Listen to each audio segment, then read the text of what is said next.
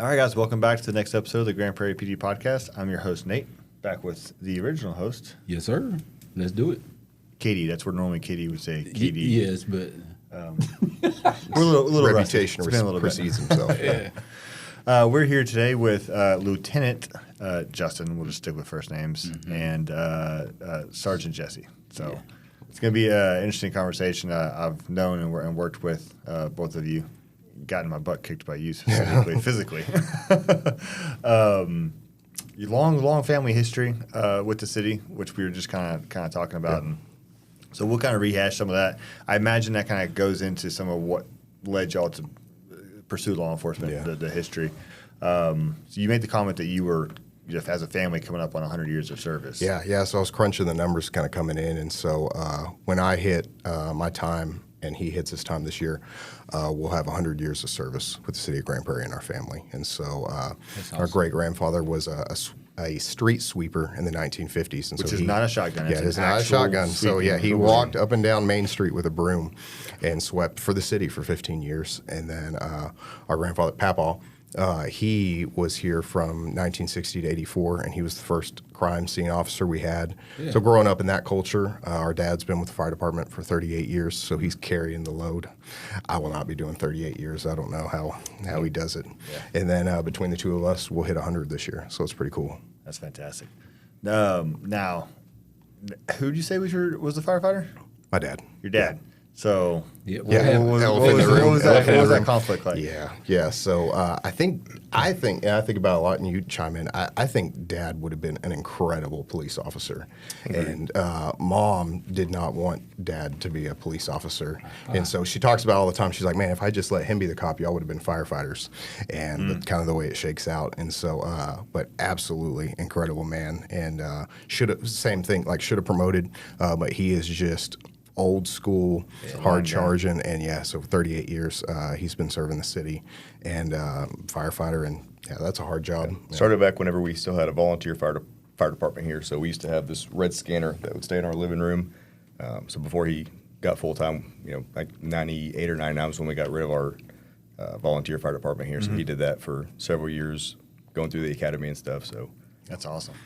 But if Mom didn't want Dad to do it, how did she react when y'all said, "Hey, Mom, guess what we're doing"? Day by day. It's still a thing. Especially now, because it was easier when we were on day shift and we were on the same schedule, and then she was okay with nights when she thought we were going to be on the same schedule. But now every night one of her boys are working, so it's always it's always it's gotten better though, because we had an incident involving him, and I didn't even tell her about it until I was like, "Hey, don't wake him up. He's sleeping." But this happened. So day by day, she's gotten a lot better though. It's I can only imagine thinking about my girls. We don't even have cop stuff in the house, and we don't talk about it. It's like, hey, y'all are going to stay at home like mommy and not do any of this stuff, because it is it's a tough job. Yeah, full disclosure, we messed up severely. Yeah. When you walk into Fire Station 10 and you see all the boys kick back on their recliners watching their 100-inch TV with the fresh General. We messed up. Huge mistake. But it's like, man, And he'll like, from his recliner, he'll be like, I told y'all. Y'all should have been firefighters. We learned. But I actually considered it when I was leaving my previous department, and I was looking at, or entertaining the idea of going elsewhere. I was like, well, you know what? I just watched Rescue Me. I was like, that looks cool. I just do it without all the drug use and alcohol and everything. It probably won't be so bad. The long hair. Right, yeah. And so I actually looked at Grand Prairie's test for the fire department, and they had pictures of the the ladder and stuff you have to climb. And I clicked. I was like, if you tell me the cynicism of a cop already being in me, it's like, you're like, there's a crack house that there's might be a crackhead up there and there's a fire. Yeah, go check it out. Climb the ladder. Yeah. Be like, what happens if I get lost? Like, we'll find you. It's like, okay. Win. So where Fire Station 3 is at now at Marshall and 161, that is still the old Fire Station 3, but there used to be a training tower over there. It was like a 4-story tall tower. So when our dad was going through the academy, we used to get to go up there with him a couple of nights a week. They go up there and do training and stuff, and they let us go and rappel off the tower. We're like, 8 and 9 years old, and they were letting us rappel off the tower with them while they're Looking back on it, you're like, dude, this is a lot of liability. But we grew up doing that. Like Christmases at the fire department, like we were up at the fire station. Like it's just how cracked my femur running their obstacle course up there. Yeah, so, I know. Looking back on it now, like in supervision, you're like, yeah, this is a freaking nightmare. What are we thinking?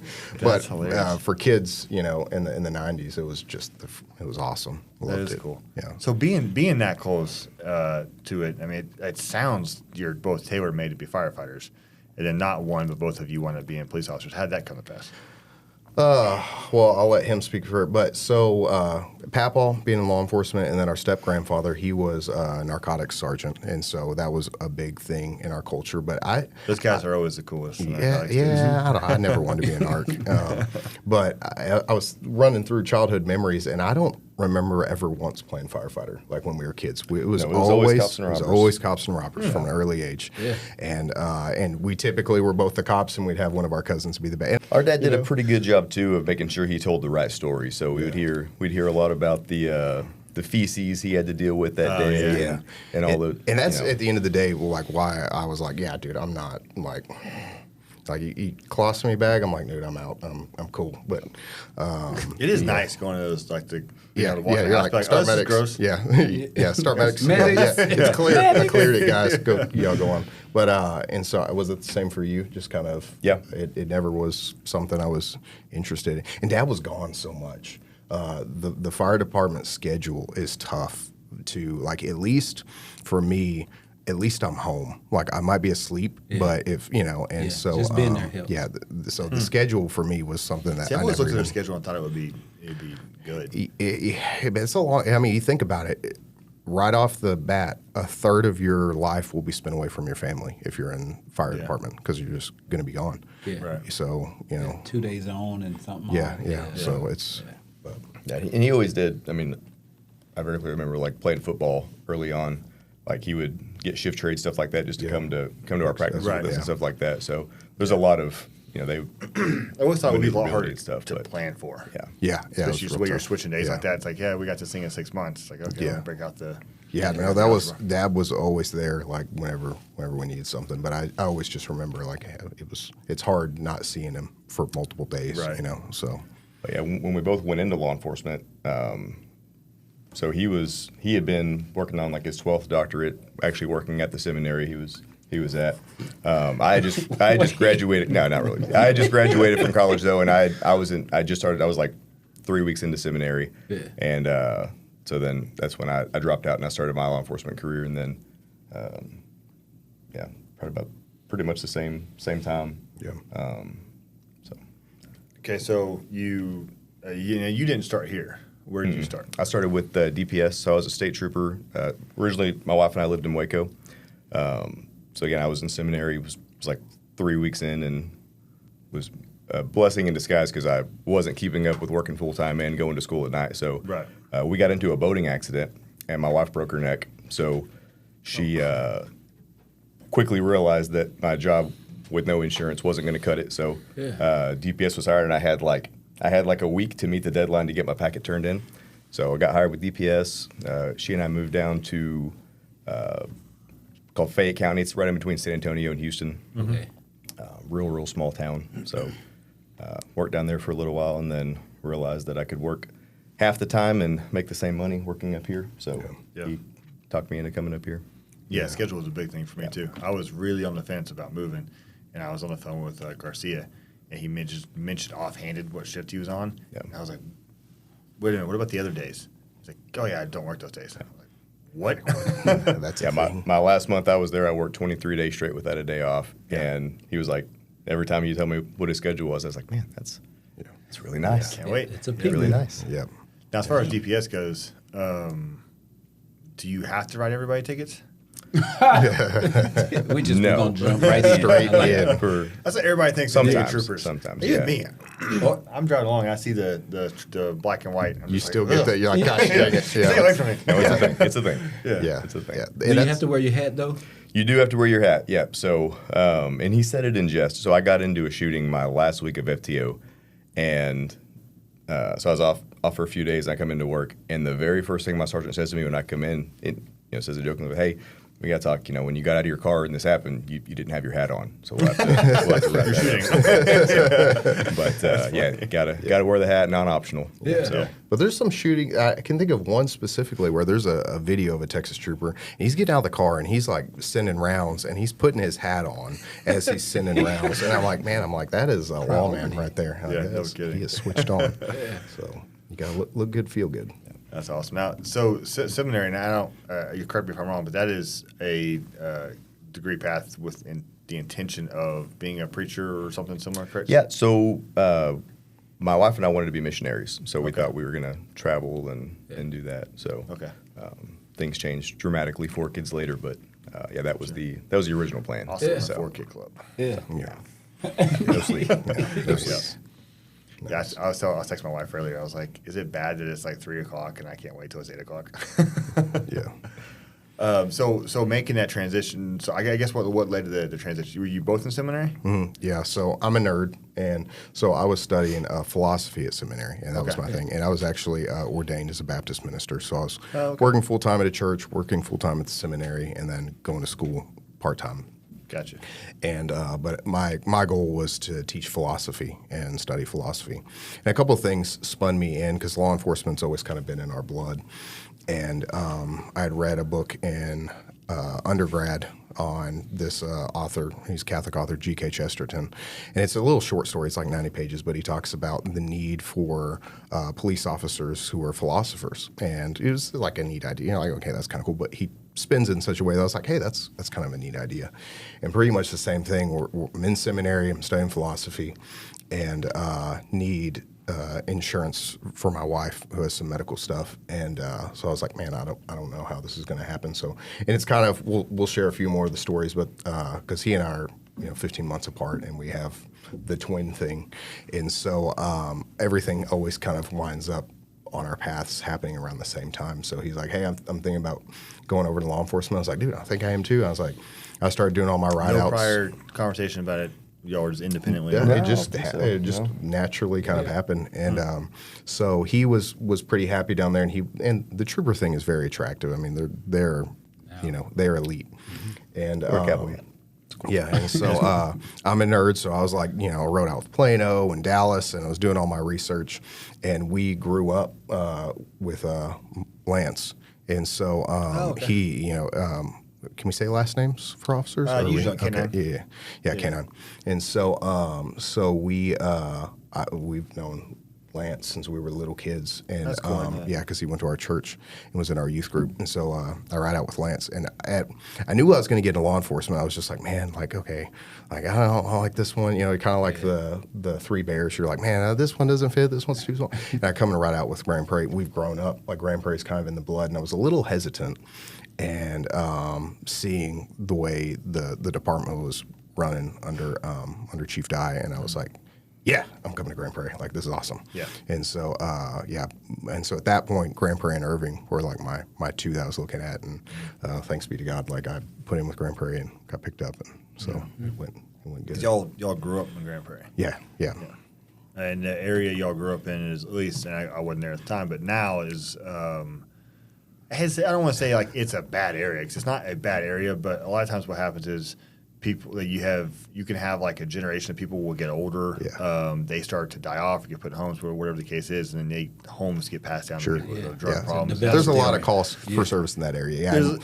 But this particular area, like where we know it's like a lot of break-ins and stuff like that. Yeah, so that's where y'all grew up. Yes, yeah. So when we were kids, it was very low socioeconomic. We grew up in a working class. Like Dad he was a firefighter, and so Mom stayed at home, and he worked hard to provide for us. But the neighborhood was, looking back on it, I wouldn't change anything because we got so many awesome experiences. But like I was sharing, it was like when we were growing up, like we didn't have any white friends. Like we just thought it was totally normal, and we thought it was totally normal to see the guy freaking out in the middle of the street who was high on drugs, or hey, the prostitute tried to get into our car the other day. We were just like, oh yes, like it's just normal. Your dad's like, this is not normal. Yeah. You're like, hey, the neighbor caught her house on fire. We're like, it's just another thing that's burning. It's just kind of how what we grew up in. Yeah. But we had a set of neighbors for a little while right next to us, and it was a weekly occurrence. The cops were out there, but there was one time in particular, like we're pulling up into the driveway to come home, and I have no idea who it was. Grand Prairie officer literally tackles him in our front yard, and they're in a fight, like right in our front yard as we're pulling in the driveway. And we're just like watching. Awesome. Like, it's crazy. Yes. No, we saw. I share the story all the time. One of our uncles was. Objectively, reasonably, beaten down by the police department on Christmas, and we're like sitting there on the couch, like Christmas presents getting smashed, and we're like just watching. We're like, wow, this is something. So I mean, that's just how we grew up, and I think too, those experiences you carry into life, and they can kind of mature you in a faster way. But like it's only because of Jesus, because we had every opportunity to grow up and do silly things. Despite what our parents tried to do. It's just like, hey, your cousins are doing the stuff and everything. It's I'm sure it has a lot to do with framing too, because if someone gets beat down in the living room while they're fighting the cops and smashing Christmas up, and then your parents come in and turn around and then blame everything on the police department, then 100%. It was abundantly clear in our house, like if you did something wrong, like you wanted the cops to find you, you did not want Dad to find you because you were 100%. It was we would much substantially better to go to jail. We had and it was a very loving house, but like we had the rules and the understanding, and it's like hey, this is not how we operate. But 100%, we had grown up very, very pro law enforcement, pro fire family. That was just at that time too. There wasn't there was no social media. We didn't even.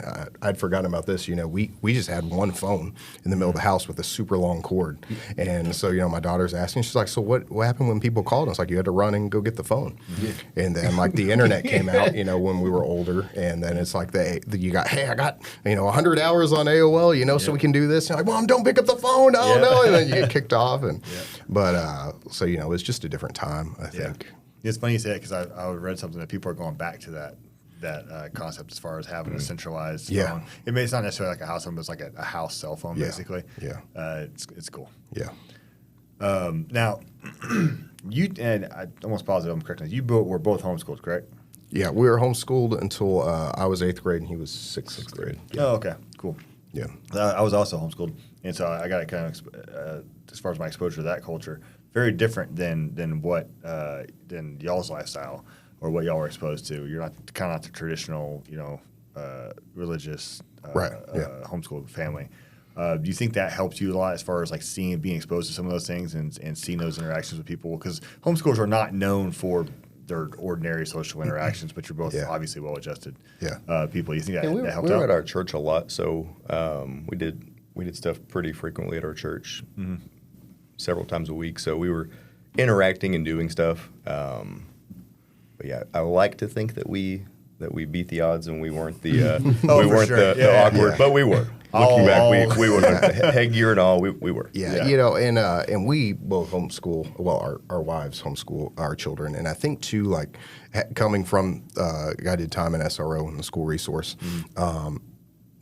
Kids with challenges and being able to adjust socially, that doesn't necessarily happen like in a continuum like we think about with homeschoolers. So to me, it always comes back to the parents. So when we're like, hey, homeschool kids are weird, I'm like, well, are the parents weird? Because if the parents are weird, that's why homeschool kids can be weird sometimes. That's true.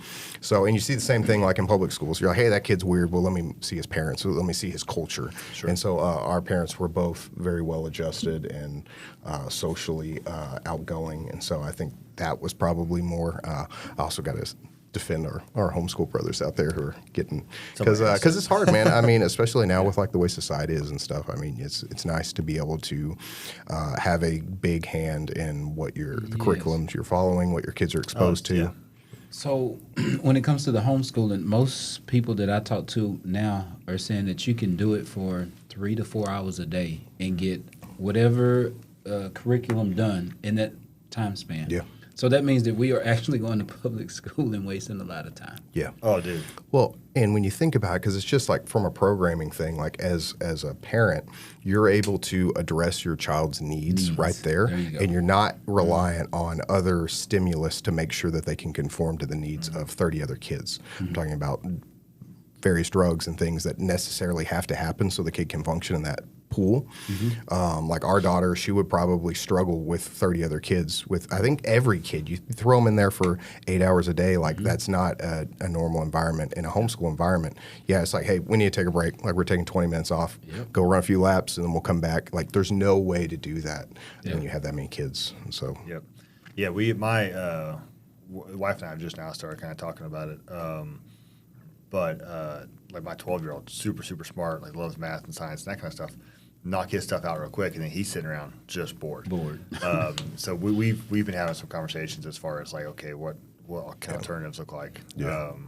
Got to get him into a trade like plumbing or something like that. Plumbing, get him focused on. He probably Don't let him be a cop. No. There's no cop stuff in my house at all. We watched. It's funny. I had never seen Zootopia. Oh, that's a great movie. Good one. Yeah, and I'd never seen it, and we watched it over Christmas break because we were all sitting around sick, and I was like, "What is this?" I said, "No cop." She's like, "It's a rabbit." I'm like, "It's a cop." Yeah, it's still a cop. She's wearing a uniform. She's a pig. It's a cartoon. It's a cop. Yeah.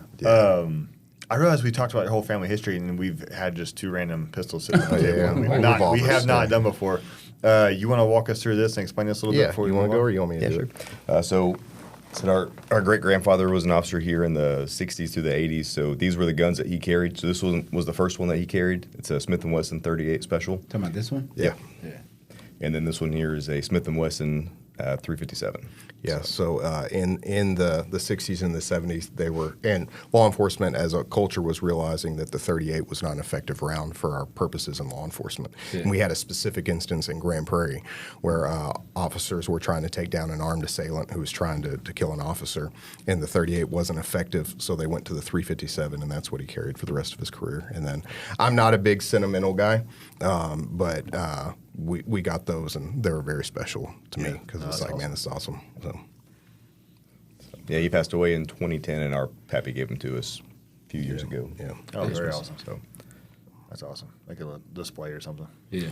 It stays in the safe, but it's and it's cool. It's got like the holster wear and everything. So it's like, man, like these, especially like in law enforcement, you like have all these ghosts of your memories whenever you're driving around and stuff, So it's like it's kind of cool because like, man, I wonder what all like he saw and was carrying, and like how many crazy calls he was on back in the 60s with that thing running around. Yeah. So. Did y'all fight over him, or who keeps him? I wanted the 38, and I think it was just Big Brother because it's like the 38 is the iconic gun, and so and it kind of fits with our personalities. The 357 was, hey, I got to actually get stuff done, and so he comes out. And so I don't flex the Big Brother thing too much, but I was happy to get the He's like, the 38. I got badge on you.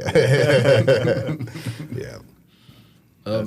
All right. So, what units have you been in? Man, all over the place. I just say yes to whatever is asked for me. I'm a servant of the department, and so it's funny because you come into this career like I wanted like excitement, and I was like I don't want to. I was coming from a desk job, and I was like I don't want to do anything like that, and I got the opportunity to go up to CID early in my career, and then looking at kind of the writing on the wall, I was like, man, I do want to promote. But I'd like to go to major crimes, but if I don't promote now, I don't want to go to nights when my daughter's older. So I was able to promote to sergeant. And then 2 things I said I would never, ever do in the policing is SRO and traffic. I was like, I will never do either of those 2 things. And not an uncommon pledge. Yeah. So I got asked to go to SRO and then went, was an internal affairs backup investigator. I took over K-9. I don't think I knew that. And then me neither. Yeah, and then I went over to traffic and did our special events. I was over our motor unit. And then firearms instructor. I love teaching. That's really my passion. And so I get to teach. Leadership's like my favorite thing to teach. Mm-hmm. I don't get to teach firearms really like at all anymore. But I love getting to teach and do all that stuff. And so, which between the 2 that you like swore you wouldn't do and you tried, which do you think was the biggest surprise as far as SRO or traffic?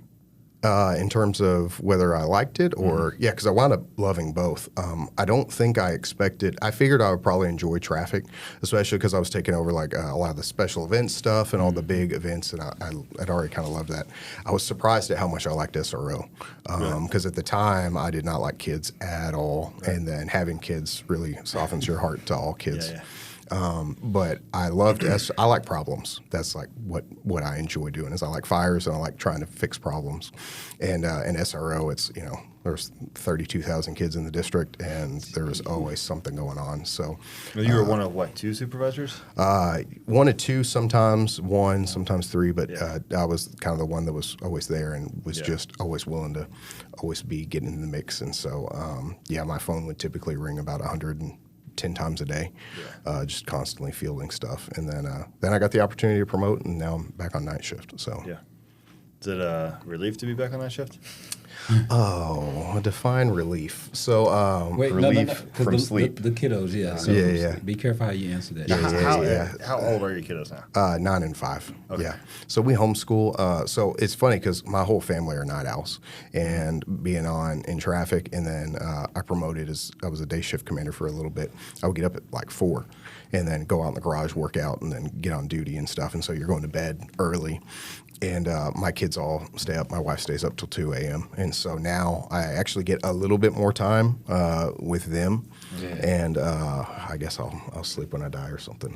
It'll all work out. Yeah. So, I struggle with it. Or like my wife will stay up a little bit later than I should. I naturally stay up late too. Yeah. But I'm always just like, I need to go to sleep right now, but I don't want to go to sleep right now. And then I just stay up late and then hate myself the next day. Yeah. So I'm like 15 years into that. So. Yeah. But so just whatever I get to do, however I can help. That's what I always love doing. Yeah. So are you hoping you stay on patrol? If not night shift, but patrol for a little bit, or man, whatever the department needs. I love challenges, and so wherever like I can get to serve the people the most. And I know that sounds like corny, but I like my real heart coming from a pastoral background is I love getting to like mentor and just like counsel people, and so being a part of peer support and getting to just minister to other officers and like counsel and give guidance and stuff. That's like what makes me tick. Okay. And so he's got a much more interesting career than I do. I'm just a guy. I just come here. So. Just a guy. Yeah. So what about you, Jesse?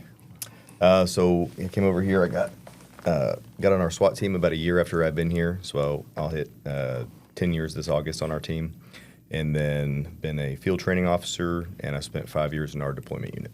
Okay. What's the well, I guess as far as SWAT, it seems like a long time to do SWAT, or so much significantly longer than I did. Or me. What's the I guess what's the biggest? Obviously, you enjoy it, but what's the biggest challenge of SWAT team? Either just doing it or that length of tenure. We're a part-time team, so there's obviously a lot of challenges that come with that. Our training schedule, it's constantly adjusting. We have guys all across the department on different schedules. So when we have something, it's never at a convenient time. It's always at 2 o'clock in the morning or, early morning warrant, or even training sometimes. You can't accommodate everybody because you got detectives on one schedule, day shift, night shift patrol. So probably just trying to find that happy medium of keeping consistency flowing on the team. Being a part-time team, we do have a lot of turnover. It's hard to keep guys that long on the team. So we have, whenever you hit your 10 years on the team, you get what's called your master pin. So it's a really big deal for us because we have so few guys that have gotten it. So, we've got only, I think, a handful that are still here. I think we're probably around 5 or so in the whole department have actually hit that. So right now we're sitting at about 5 to 6 guys on the,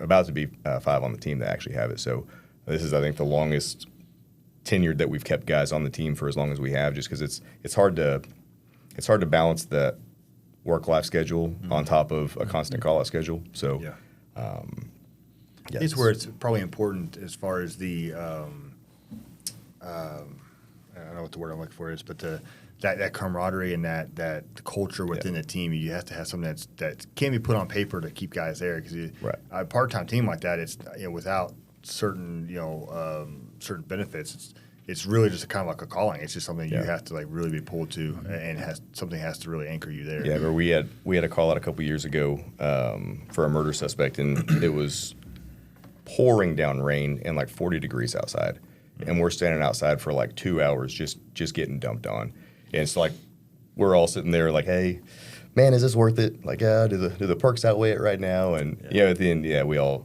settled on the perks definitely outweigh the But I think without having that camaraderie, without having that that group of guys, it would be nothing at all. And I've said it many times. I think the day that I actually get off SWAT, I'm probably going to be looking to go elsewhere because that's just that's what I have such a passion for here. And obviously, it'll be a very sad day when that time does come. The joints are getting less and less fluidly moving than they used to be. But it's definitely the favorite thing that I have going on. That's awesome in my career. So have you got the pushback though, like when that phone goes off at 1 a.m. and your wife is looking at you like? So I am extremely blessed. I married so far above what I deserve. But my wife from day one has been, hey, this is your career. Do what you want with it. And we have had some of our worst fights because it never fails. Like get called out for something on our anniversary every year. It seems like it's just that's the theme. And then kids' birthdays, holidays, and stuff like that. It just seems like that's about the time that those things happen. But like I said, it's never at a convenient time. Whenever you're home, we're at the zoo or it's 2:00 in the morning or whatever. Right. But no, she has always been supportive and always fully accommodates and so it makes a big difference. Oh, absolutely. Oh yeah, completely. Yeah. Without having like her support for it, there'd be no way I'd have gotten off a long time ago because it's just you can't make it work without having the backing. So, just a job in general. I mean, SWAT for sure is an additional stressor, but just there's so many things that our spouses put up with. Yep. Not even just with schedule, but just like being snappy or being tired or on edge. Whatever the case, it's stuff that they certainly don't deserve to have to listen to or put up with. Sure. But I know at least my wife certainly does. Yeah. It's vital. I would say. Now you've been in SWAT for almost 10 years. You haven't been a sergeant for almost 10 years. So promoting while on SWAT, how did that change that role? We went from kind of having just a couple sergeants on our team to no sergeants on the team to back to a couple. So now we've got 5 or so on the team. So doesn't really change the dynamics. We have our internal structure on our team. So it doesn't matter what rank for our internal stuff, we have our assistant team leaders and then our team leaders, and we have 2 per team. So we break up our overall team into 2 separate teams and rotate on-call status. So generally, the team leader is a sergeant, but it can be an officer. Myself and another guy, Grant, he was on here a year or 2 ago. He's our other team leader. And as far as the actual team itself goes, like there's no change with putting straps on. It doesn't matter. If we're doing SWAT stuff, it's that's our organization and structure. There's no differentiation. I would love to come in there though, because I'm going to tell the sergeant what to do. Go over there. It would be like, Kitty, you're not on SWAT. Please leave. So how we do it, if you've been here for 10 years and you get on the team, and there's been a guy who's been with the PD for 3 years, but he's been on the team longer than you, he's the senior guy on. So we really don't have much of an issue with that at all. Everybody pretty much, because we give it to them in the board whenever they get on. It's like, hey, this is the way that it is. If you don't like it, that's the way that it is. And the guys do a really good job of policing themselves on that. And it's a much stronger brotherhood on the team. That obviously I think that's why the guys that do stick it out do stay on there. But it's that mutual respect, I think, is one of the biggest things that makes that stay so cohesive and not have the riffs and everything flowing through. Right. Now, you, as far as specialized roles, on SWAT, what have you held as far as that goes? So when I started out doing our gas and less lethal stuff, so that's still kind of my baby. I have a hard time letting go of that. It's just been something I've always had a passion for. So it's kind of sadistic. I do. But. It is, yeah. It's the most fun you have. So I did all of our gas, less lethal flashbangs, all that stuff. So did the training for that for our team. In 2020. I got bumped up to an assistant team leader. So, in hindsight, like should have never let go of that. That's the sweet spot on the team. So, as far as being ATL, yeah. So you're number one every single time. So you're always getting to go and have fun. Hold on, I'm not a SWAT guy. What is number one? So you always get to go into the house or the building first. So no, I want to be the guy that like break the window and drop the thing in there and it go. It's also fun. Yeah. I just want to break stuff. Yeah. Blow it up. Yeah, we have a place for you. We're hiring. So, you will break something. Yep. And then became a team leader a couple years ago. So I've been doing that since I think 23. So. And team leader changes your role because you go from being that number one spot to now you're all the back. fun is gone and all the liability is there. Right. So if you could calm down and just like not make it too cheerful. Yeah. So it is fun sometimes getting to plan some of the different ops that we go on because we get just sometimes just out of the norm. The houses and apartments, it's pretty much there's going to be different things that change it, but. We're really fortunate on our team. We have a lot of experience, both through Army Special Forces. We have a retired SEAL on our team and stuff like that. So getting to kind of pick the brains from some of those guys whenever we do have kind of some unique ones really helps out. So, but yeah, it's almost all just the stress of planning it leading up to it, the stress of everything going the way that you planned it. And then when it's finally done, it's like, okay, yeah, hey, that was good. I'm glad.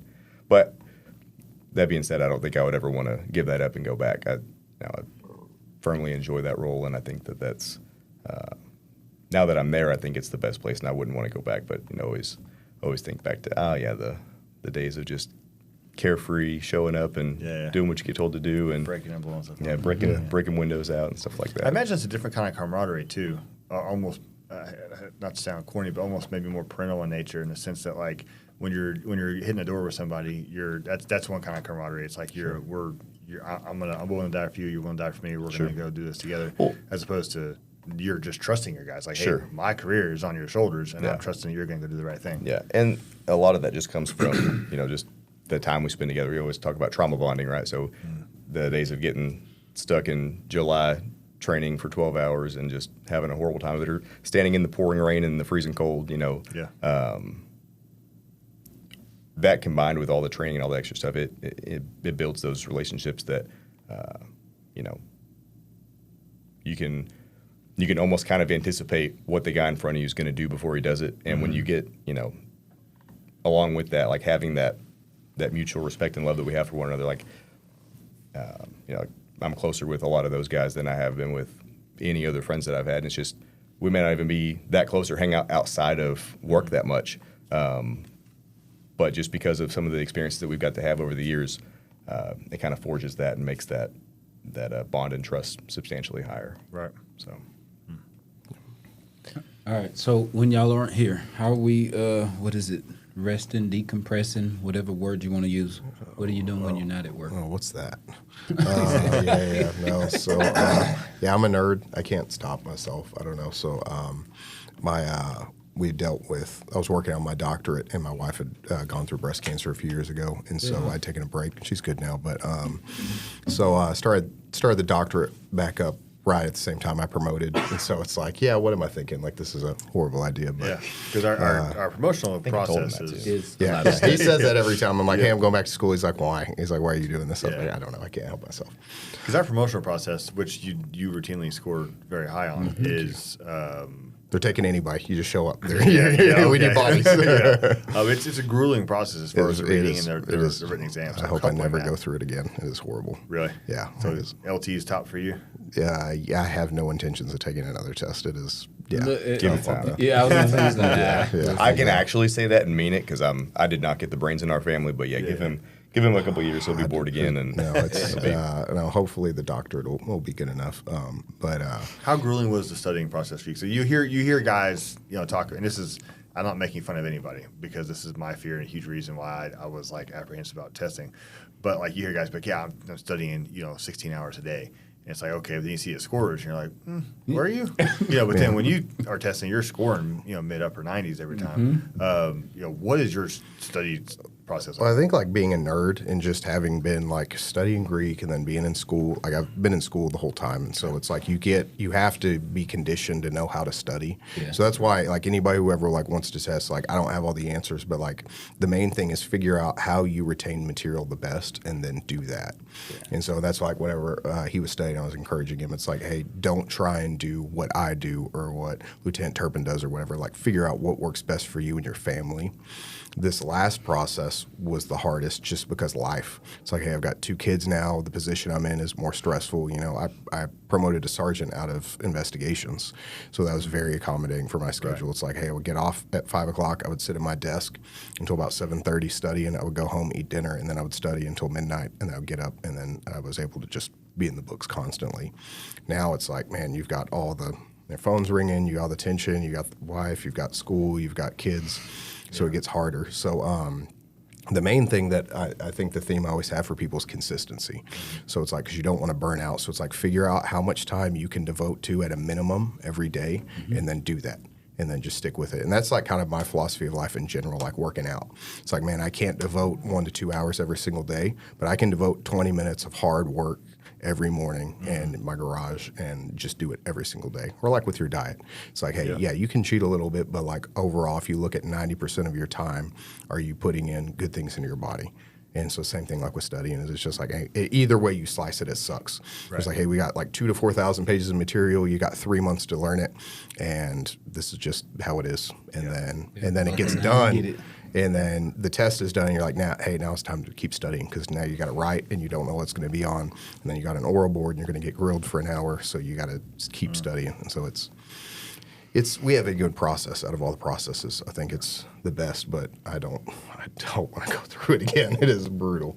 Yeah. So now, proclaiming that he's the brains and you're not, did you feel like you face additional challenges? Because I feel like you and I are a little bit more similar in the sense like I can learn all kinds of stuff if I'm interested. Like I'll know it backwards and forwards. But if I'm not interested, like I don't care how easy it is. I'm just not going to learn it. 100%. So like I said, I did not get our brains in the family. So like I can sit down and I can read a page, and I'll get about halfway through that page and realize I have no idea what I'm even looking at. I don't even know what book this is right now. Right. So we had a pretty thick stack of policy for this last test. We had an evidence-based policing book, which was pretty rough. So about as interesting as it sounds, I'm sure. Yeah. EPP is the future, guys. So I called the authors during the process to see like, hey, do y'all have any practice tests y'all put together for your students? Yeah. And they both told me, well, this is a doctorate level class, so our guys just either do their thesis on it or do a presentation on it. So it's like, cool. And then we had a leadership book, The Wisdom of the Bullfrog, and that was actually a really, really good book. So that one was on Spotify, so I probably listened to that one 15 times just because it was actually interesting. Yeah. But yeah, no, like it took everything that I had like down to the wire to get through all the material twice. Mm-hmm. And I remember I called him one day and I was like, yeah, hey, I'm almost there. I think like by the end of this week I'll be through everything twice. He's like, yeah, cool. And then like he doesn't brag about it or say it or anything, but then it's like in conversations, like I ask him like, hey, about how many times have you got through everything? He's like, I'm coming up on number 7. I was like, oh. Awesome. Okay. Cool, man. Happy for you. Cool story, bro. Good luck. Yeah. But it works out. The Lord provides. And so, you just do the best job that you can do.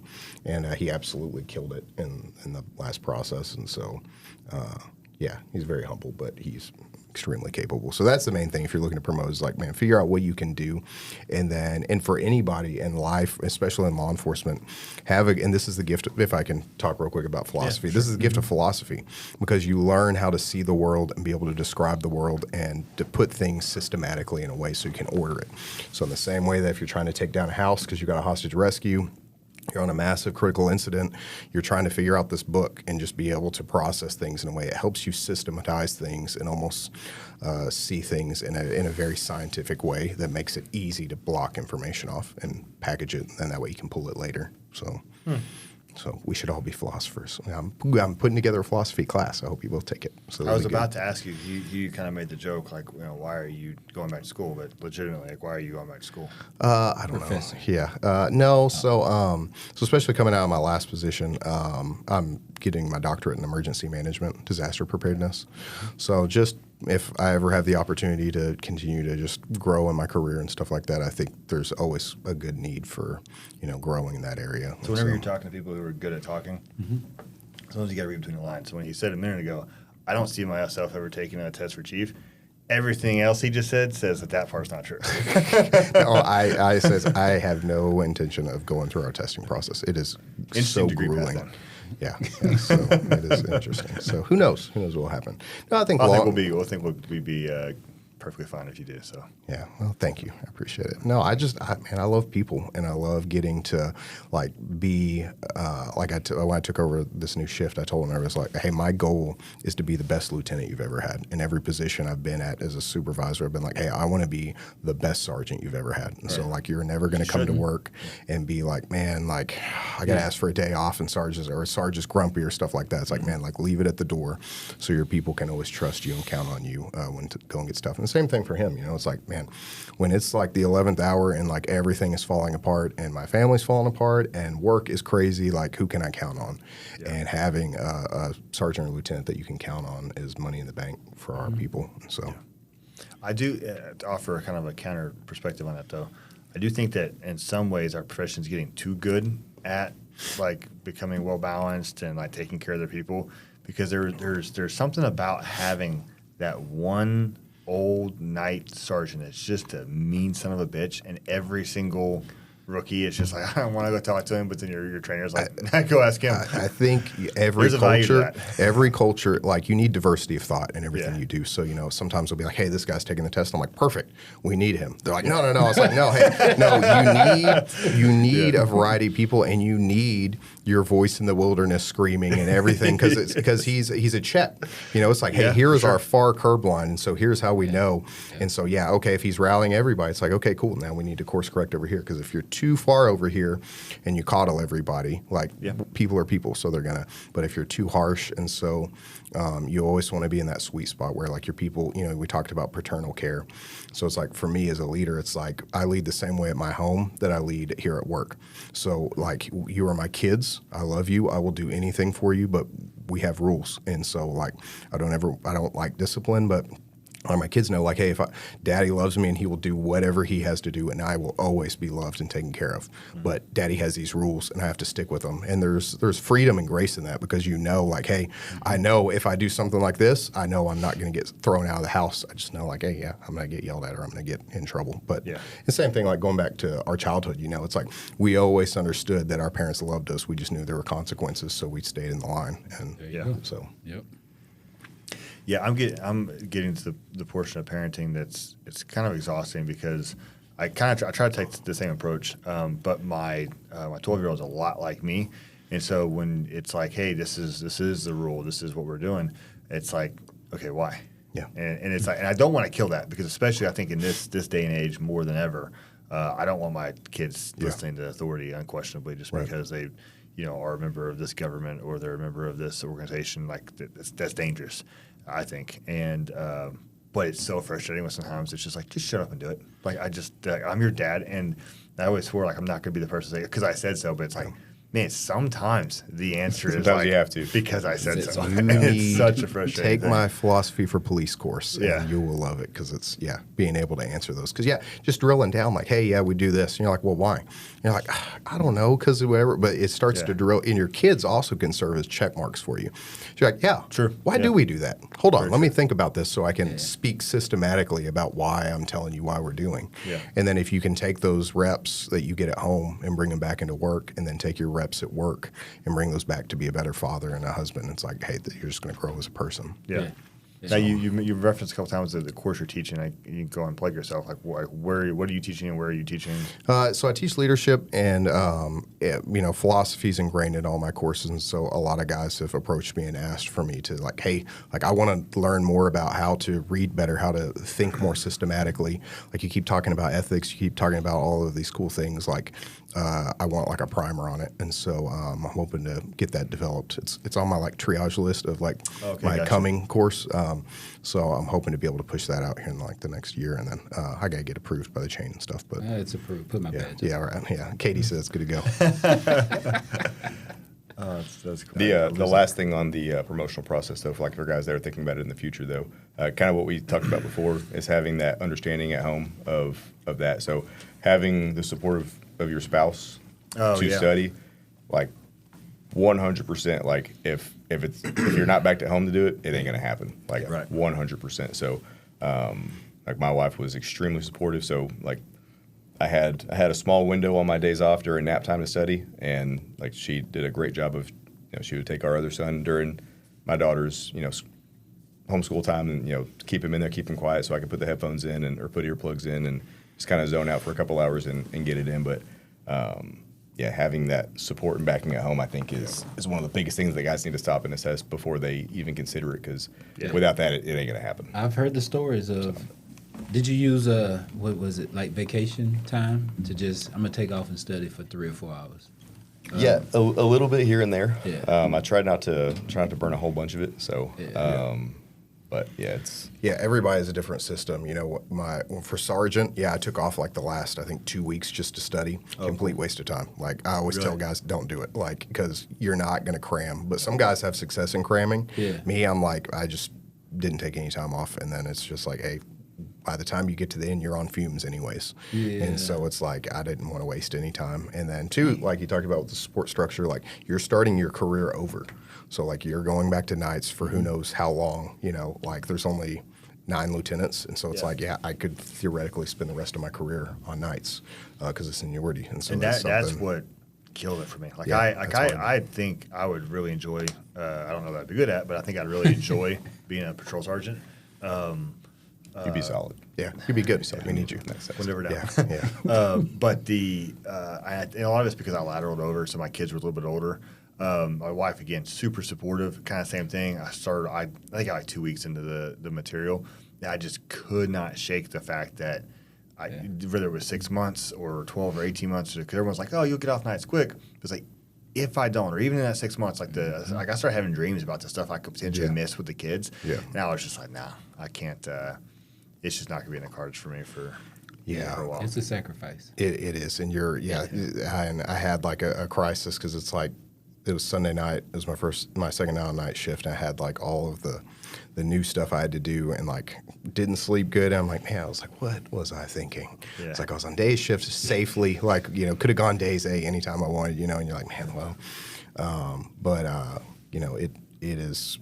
We talk about favorite things we've done so far. Being a lieutenant so far is my favorite thing because it's like, man, like really 6 p.m. rolls around and it's like it is just you. And so there's like, we had a crazy call that happened, and it's like, hey, like this is your problem. So if you love problems and stuff like that, and cool, it's having people be able to count on you, and being able to provide stability when it's like, hey, things are going crazy. Like I know, like we have a crazy critical incident, and like you want to be as a leader someone who like goes like, okay, Sarge is here. Like this is he's gonna help us figure this out and stuff. That's the ultimate compliment in policing. Mm-hmm. That one right there. Yeah. Yep. Well, and to someone who kind of sets the culture, because like I forget what shift it was. It had to have been days B, because I think I only did one shift on days patrol, but I had interacted somewhat with Sergeant Zacharias just peripherally when he was in narcotics, and then he was promoted lieutenant. Took over the shift, and one of the first times I had been around him, like in a coworker perspective, he was jumping out in some disturbance where some guy was taking off the back of a house and calling out a perimeter, doing the stuff you expect like a senior patrol guy to do. And I was like, okay, that's badass. Like that's like knowing that you're working for somebody like that who has that, because you don't have to do that. Right. People talk about the dangers of policing, and there certainly are dangers as far as like over policing and over aggression. I personally think the biggest danger systemically is an under policing or a lack of willingness to engage, because I think people realize like, hey, I don't have to put myself in a position of accepting liability. When you get someone who's in that leadership position like y'all are, and that's like, no, I'll put myself out there. I'll get on a call. I'll make this call. I'll take this action or whatever.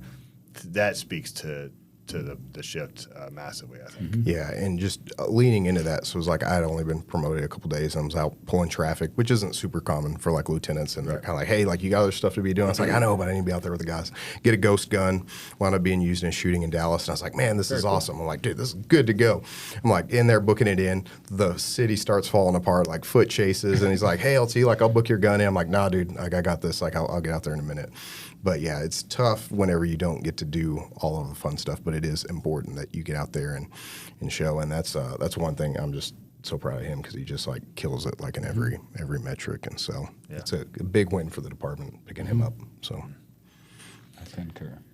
Well, one thing I always like to do, especially in this case, is kind of offer the opportunity to talk about any recommendations you have. You're a bit of a unique position in the sense of being brothers and being both in law enforcement.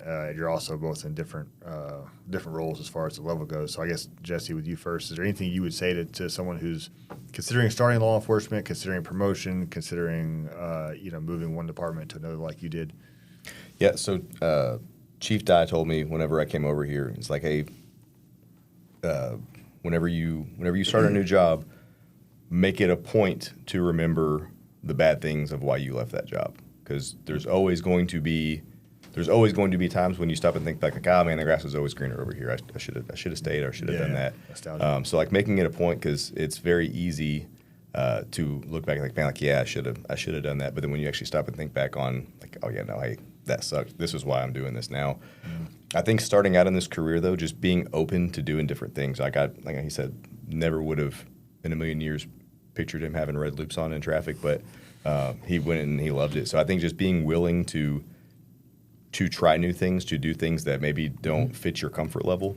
And then I'd say as far as once you're in this career, being willing to recognize when you've hit the limit and saying, hey, yeah, I want to leave something while it's still good. I don't want to wait until I get forced out or I get told to go do this or whatever.